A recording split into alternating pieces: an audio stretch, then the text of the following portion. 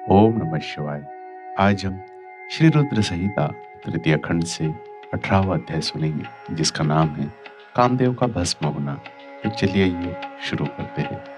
ब्रह्मा जी बोले, हे मुनि नारद, कामदेव अपनी पत्नी रति और वसंत ऋतु को अपने साथ लेकर हिमालय पर्वत पर पहुंचे, जहां त्रिलोकीनाथ भगवान शिव शंकर तपस्या में मग्न बैठे थे।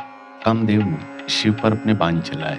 इन बाणों के प्रभाव से शिव जी के हृदय में देवी पार्वती के प्रति आकर्षण होने लगा तथा उनका ध्यान तपस्या से हटने लगा। ऐसी स्थिति देख महायोगी शिव अत्यंत आश्चर्यचकित हुए और मन में सोचने लगे कि मैं क्यों अपना ध्यान एकाग्रचित्त नहीं कर पा रहा हूँ। मेरी तपस्या में यह कैसा विघ्न आ रहा है।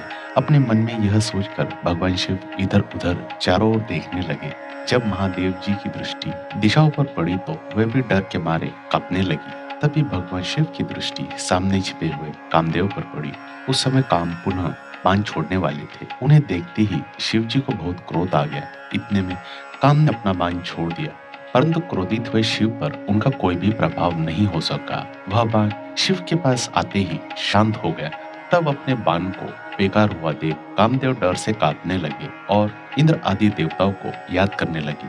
सभी देवतागण वहां आ पहुंचे और महादेव जी को प्रणाम कर उनकी भक्ति भाव से स्तुति करने लगे। जब देवतागण उनकी स्तुति कर ही रहे थे, तभी भगवान शिव के मस्तक के बीचों बीच स्थित तीसरा नेत्र खुला और उसमें से आग निकलने लगी। वह आग आकाश में ऊपर उड़ी और अगले ही पल पृथ्वी पर गिर पड़ी, फिर चारों ओर गोले में घूमने लगी। इससे पूर्व कि इंद्रदेव या अन्य देवता भगवान शिव से क्षमा याचना कर पाते, उस आग ने वहां खड़े कामदेव को जलाकर भस्म कर दिया। कामदेव के मर जाने से देवताओं को बड़ी निराशा व दुख हुआ। वे यह देखकर बड़े व्याकुल हो गए कि काम उनकी वजह से ही शिव के क्रोध का भागी बना। कामदेव के अग्नि में जलने का दृश्य देखकर वहां उपस्थित देवी पार्वती और उनकी सखियां भी अत्यंत भयभीत हो गई। उनका शरीर जड़ हो गया, जैसे शरीर का खून सफेद हो गया हो। पार्वती अपनी सखियों के साथ तुरंत अपने घर की ओर चली गई। कामदेव की पत्नी रति तो मूर्छित होकर गिर पड़ी। मूर्छा टूटने पर वह जोर जोर से विलाप करने लगी, अब मैं क्या करूं, कहाँ जाऊं? देवताओं ने मेरे साथ बहुत बुरा किया, जो मेरे पति को यहाँ भेजकर शिव जी के क्रोध के अग्नि में भस्म कर दिया। हे स्वामी, हे प्राण प्रिय, ये आपको क्या हो गया? इस प्रकार देवी रति रोती बिलखती हुई अपने सिर के बालों को जोर जोर से नोचने लगी।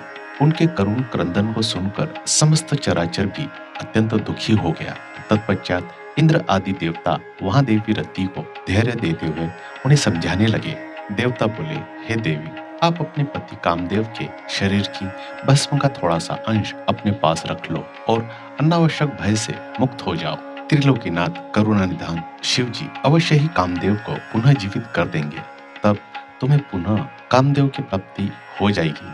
वैसे भी संसार में सब कुछ पूर्व निश्चित कर्मों के अनुसार ही होता है, अतः आप दुख को त्याग दे, भगवान शिव अवश्य ही कृपा करेंगे। इस प्रकार देवी रति को अनेक आश्वासन देकर सभी देवता शिव के पास गए और उन्हें प्रणाम करते हुए कहने लगे, हे भक्त वत्सल्य, हे त्रिलोकीनाथ भगवान, आप कामदेव के ऊपर किए अपने क्रोध पर पुनः विचार अवश्य करिए। कामदेव यह कार्य अपने लिए नहीं कर रहे थे, इसमें उनका निजी स्वार्थ कतई नहीं था। हे भगवान, हम सभी तारकासुर के सताए हुए थे। उसने हमारा राज्य छीनकर हमें स्वर्ग से निष्कासित कर दिया था, इसलिए तारकासुर का विनाश करने के लिए ही कामदेव ने यह कार्य किया था।